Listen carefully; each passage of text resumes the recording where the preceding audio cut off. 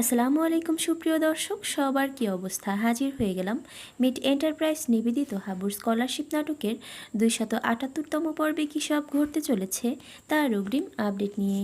এই পর্বটি কেউ মিস করবেন না, কারণ এই পর্বে আপনারা দেখতে পারবেন মারজানকে দেখা যাবে সে ডক্টরের সাথে তার শাশুড়ির উন্নত চিকিৎসার জন্য তাকে অন্যত্র নিয়ে যাওয়ার কথা বললে ডক্টর তাকে কোনোভাবেই এই রিস্ক নিতে না করবে এবং 24 ঘন্টার মধ্যে রিপোর্ট হাতে না আসা পর্যন্ত কোনোভাবেই কোনো সিদ্ধান্ত নিতে না করবে।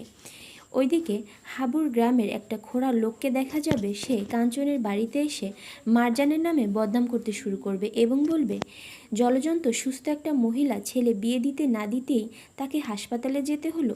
কি দেখে যে ওই অলক্ষী বউকে ঘরে নিয়ে আসলো কে জানে।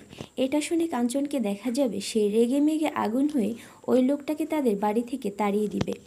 ওইদিকে সেকেন্ড চেয়ারম্যানকে দেখা যাবে সে হাবুর মায়ের ক্ষতি করার উদ্দেশ্য নিয়ে তাকে হাসপাতালে দেখতে যেতে শুরু করলে মাঝপথে তার সাথে আলমাজ ঘটকের দেখা হয়ে যাবে এবং আলমাজ ঘটক সেকেন্ড চেয়ারম্যানকে দেখে কিছু একটা সন্দেহ করে তাকে হসপিটালে যেতে নিষেধ করবে।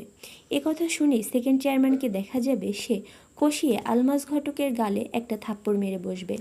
আর অন্যদিকে আপনারা দেখতে পারবেন খালেক কাকুকে দেখা যাবে সে হাবুর মায়ের খোঁজ নিতে হাবুদের বাড়িতে এলে তার সাথে হাবুর দেখা হয়ে যাবে। তখন হাবুর মায়ের অবস্থার কথা বলতে গিয়ে হাবুকে দেখা যাবে সে কান্নায় ভেঙে পড়বে এবং বলতে থাকবে, কাকু আম্মার জন্য অনেক কষ্ট লাগছে। যখন দেখেছি আম্মার নাকে নল পরিয়ে রাখছে তখন বিশ্বাসই হয়নি যে ওটা আমার আম্মা। অনেক শক্ত এবং সংগ্রামী একটা মানুষ, যে কিনা হাজারো প্রতিকূল পরিবেশে আমাকে আগলে রেখেছে, আমাকে নিয়ে সংগ্রাম করেছে। কত মানুষ কত কথা বলেছে যে খয়রাতির ছেলে কোনো কিছু করতে পারবে না জীবনে।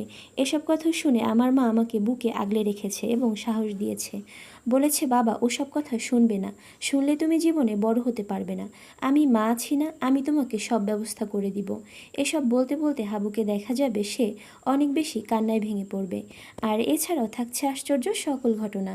সুতরাং সবাইকে হাবুর স্কলারশিপ নাটকের আগামী পর্ব দেখার আমন্ত্রণ রইল। ধন্যবাদ।